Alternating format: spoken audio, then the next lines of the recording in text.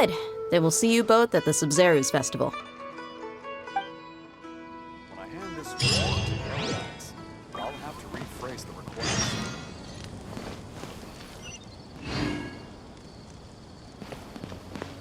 It's such a struggle every time I talk to those scholars.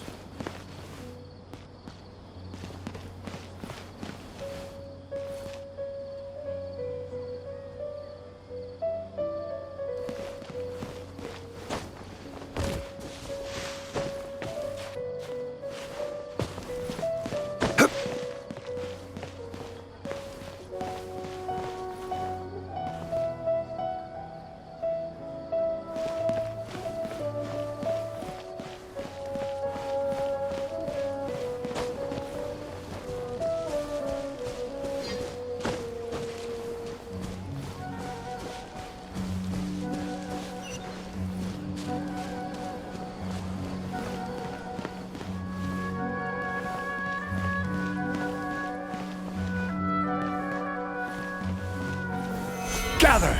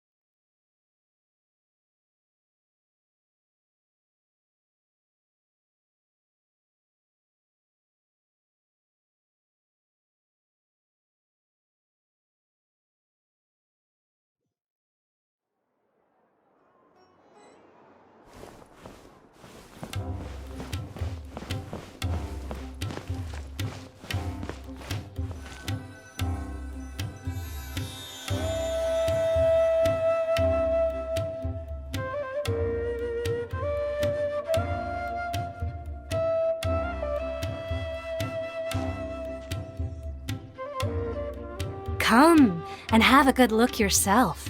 Traditional spices of the highest quality, made with pride and experience. You've got a deal. I can't thank you enough for always looking after my business. Believe me, I'm not making this up. Several Eremite mercenary groups are nearly in open conflict, but does the core of 30 care? And that's not all. Did you know that... Wow! Talk about hurly-burly! This place is busy! Huh? Guess that's only to be expected for the largest port in Sumeru. Maybe it's because of what Dia told us earlier, but Paimon can't seem to shake the feeling that there's also danger lurking in these crowds. Ooh. Let's get our bearings so we can start looking for leads. We know that whatever the Academia lost is related to the gods. But other than that, we don't have much else to go on. Asfa told us to try posing as Academia students while asking around. Paimon checked the Akasha on the way here, and the Academia doesn't seem to have any research facilities in Port Ormos. Paimon doesn't get it. Won't we look even more suspicious going around saying we're Academia students and asking about the stolen item? Well, given all the people that come through here every day, if there's any information to be found, Paimon bets we could find it in the market. Let's ask around and see what we come up with.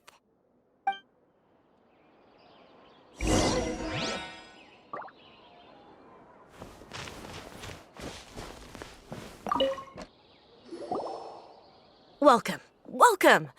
How can I help you too? Hi there. We would like to ask you a question. Do students from the academia ever come to Port Ormos? Of course. Especially around this time of year. Students from Sumeru City that are about to graduate often come to Port Ormos to cut loose a little. Many people often talk about how hard it is to get accepted into the academia, let alone graduate. But those who finish their studies and go on to become full-time researchers at the academia have it even harder. Sure, we may not be Sumeru City, but Port Ormos offers beautiful scenery and a stress-free environment. Some even say it's good luck to come to Port Ormos, so students and researchers come flocking here when things get to be too much at the academia. Ah, you see over there? Those are students from the academia. They've been looking worried and miserable ever since they got here a few days ago. If you ask me, the life of a merchant is better. So long as the Akasha teaches us what we need, then life is good. Those students seem to be discussing something. Let's see if we can listen in.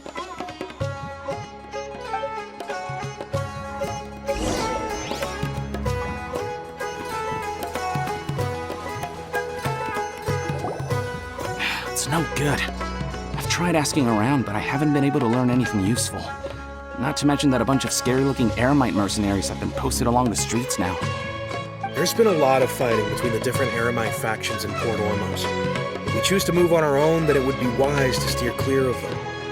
Especially the group that's constantly shouting some stuff about the Scarlet King and some resurrection. I've even heard that the Citadel of Rexar is starting to get fed up with them. What was that group called again?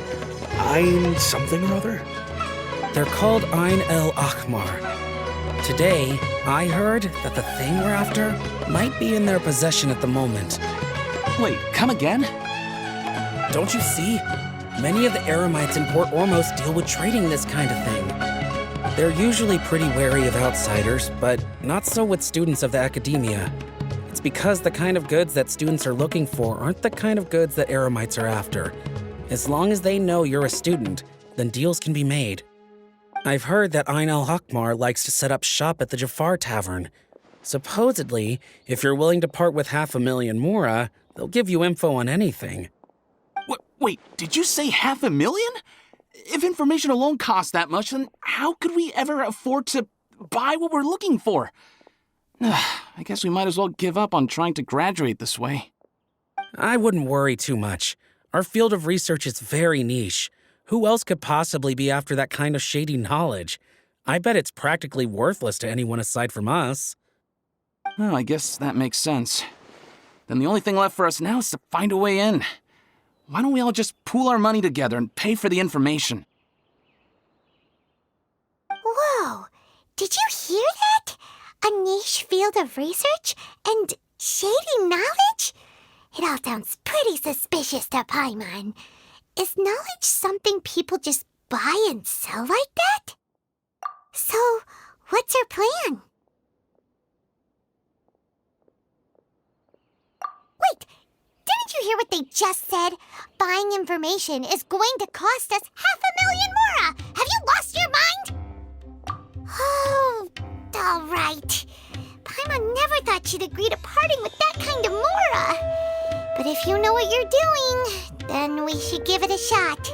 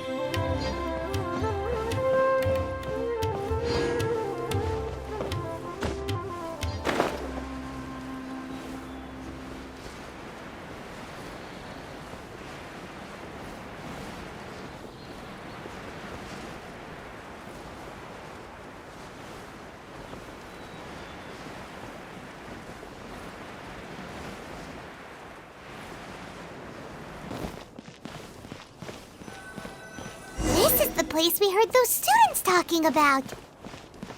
Let's find a seat somewhere and see if we can spot the group they mentioned. Should I adjust the shipping schedule? Welcome. What's going on? How can there be Kairagi here? Oh, you've arrived. Please take a seat. So, they think that they can go toe-to-toe with the boss? Ha! Once we reclaim the power of the Scarlet King, they'll be the first that the boss punishes. They're nothing to be afraid of. Our main rival now is the Caracal Battalion. They've also amassed a significant amount of Mora this time, so we mustn't underestimate them. How can the Caracal Battalion compete with the boss when they're nothing but a bunch of money-grubbing opportunists out for a quick Mora?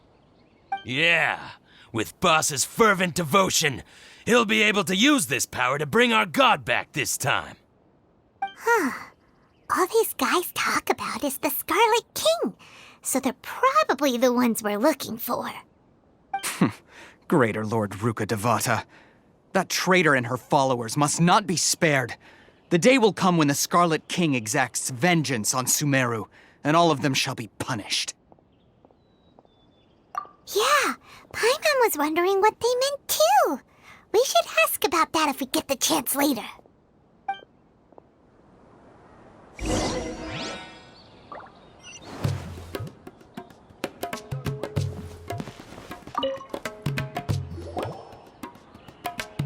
Huh?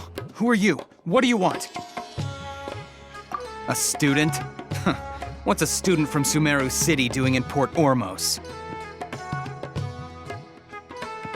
Ah, well, if it's info you want, you've come to the right place. The question is, can you afford it? Paimon can't stand to see so much more go. But there's no other choice right now. Here, this is the merchant's address. Whatever you're looking for, you'll find it there.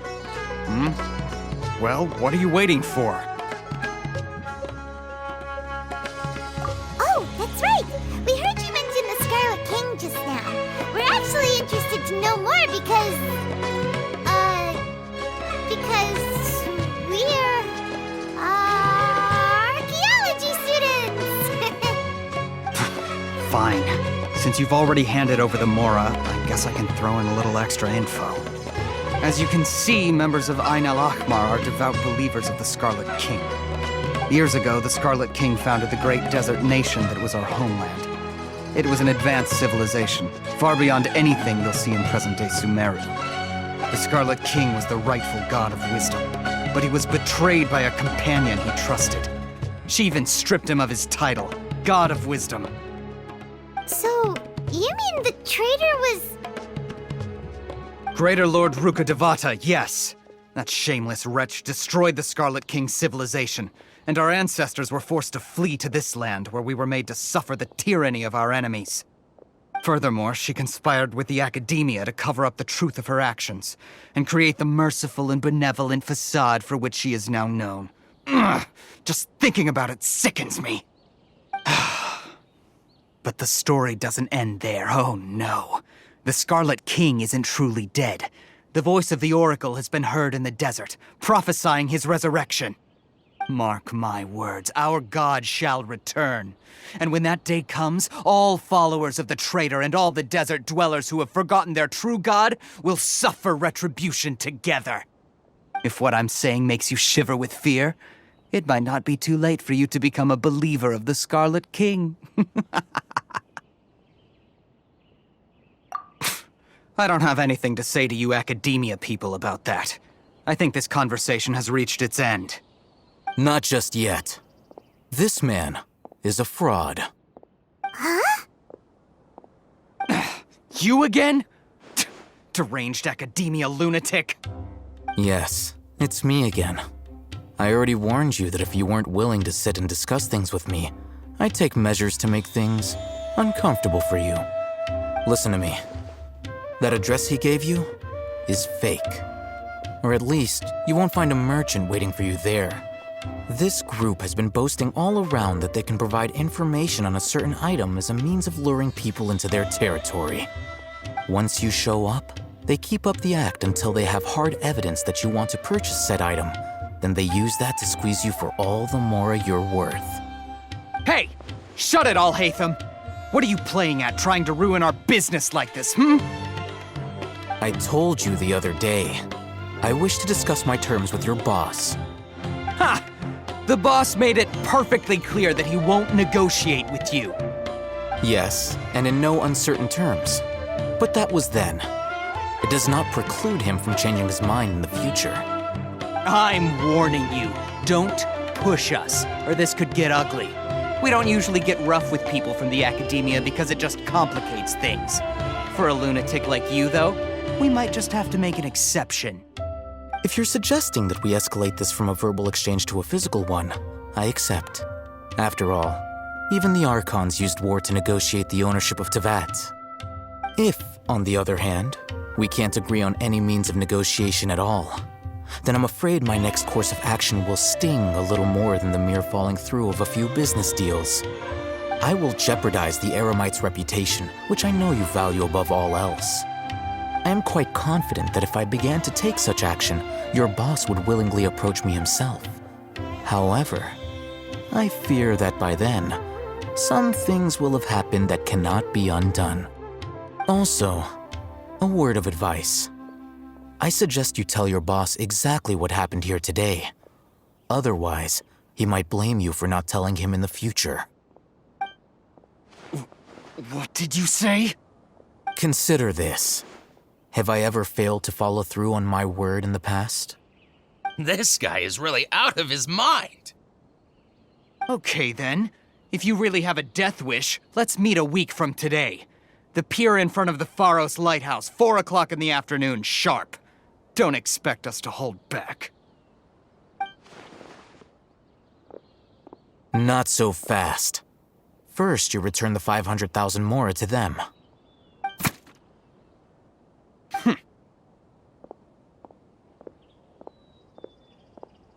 Please, I beg you, don't provoke them.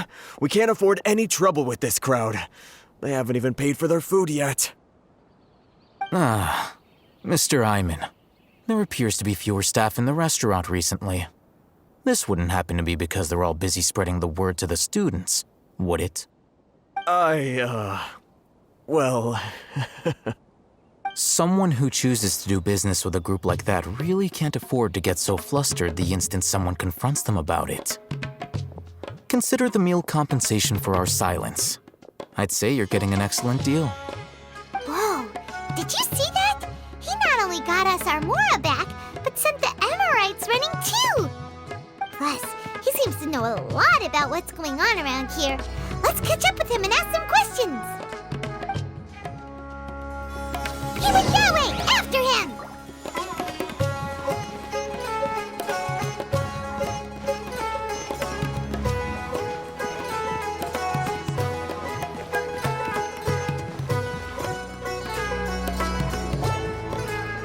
Wait up! It's Al-Hatham, right? What do you want? No need for thanks. My goal was to get to them, and you two gave me just the opportunity I needed. We're even. Oh, I advise you to keep your distance from them. Since they weren't able to make off with your Mora in the end, they might harass you again in the future. All right. Goodbye. Hold your horses! We still have something to ask you about! Since you tore through their scam right in front of them, you must know the real story about certain something, no? Who exactly are you two? And why are you inquiring about that? A student. Right. Look, you should know that those thugs conducting business with you had nothing to do with your lie.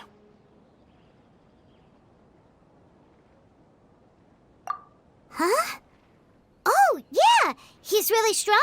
Weren't you saying something about a physical exchange? We can help with that. He doesn't even have a vision. Forget it. Maybe not, but he can still use elemental energy. Otherwise, there's no way we'd go asking for info from from guys like that. Those hot-headed thugs are definitely gonna bring a lot of backup for your next meeting. Even if you don't go alone, you won't regret taking us with you.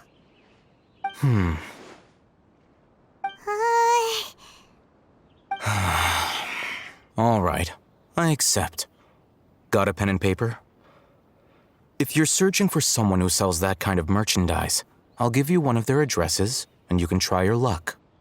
We'll reconvene at the appointed time by the pier. It doesn't matter if you show up or not. So, since you were happy to give us this merchant's information, does that mean you can tell us exactly what we're after? You were willing to part with 500,000 mora for something and you didn't even know what it was? Okay. Well, if you truly are as skilled as you claim, then you can beat the answer out of them when they become hostile. Look, if you've been making inquiries, then you have to know something by now. Tell me what you know so far, so I don't waste time repeating information. We know it's connected to the academia somehow, and that not only do the Eremites deal in it, but some students want to get a hold of it too. You know almost everything there is to know, but you're unable to compile this information because you've never seen the object before. This is what you've been looking for. Paimon can't tell what it is. It looks like some kind of ornament. This is a knowledge capsule. To put it simply, it's a vessel that can store a fixed quantity of canned knowledge. It's like a miniature Akasha. Anyone who links it to their personal Akasha terminal instantly becomes privy to its contents. Correct. Anyone. Unlike the Akasha, which heavily regulates who can access what information, knowledge capsules confer their contents without any requisites. That's amazing! It's essentially a convenient and harmless vestibule for knowledge. Unfortunately, it's illegal in Sumeru to privately possess or trade them. They were created as a means for scholars to transfer knowledge gained from Irminsul into the Akasha, and are intended to be destroyed immediately after use. But despite strict regulations, some of these knowledge capsules will always escape destruction. After all, there will always be those in this world who are dissatisfied with life as designed for them by the Akasha and wish to change their fate. Over the past century, a wide variety of canned knowledge has been leaked from the academia. Now, in Port Ormos, the valuable ones are a means to mora for the Eremites. Meanwhile, those which the Eremites deem to be useless to them occasionally prove useful to the common citizens and hapless academia students. Well, I think that about sums it up.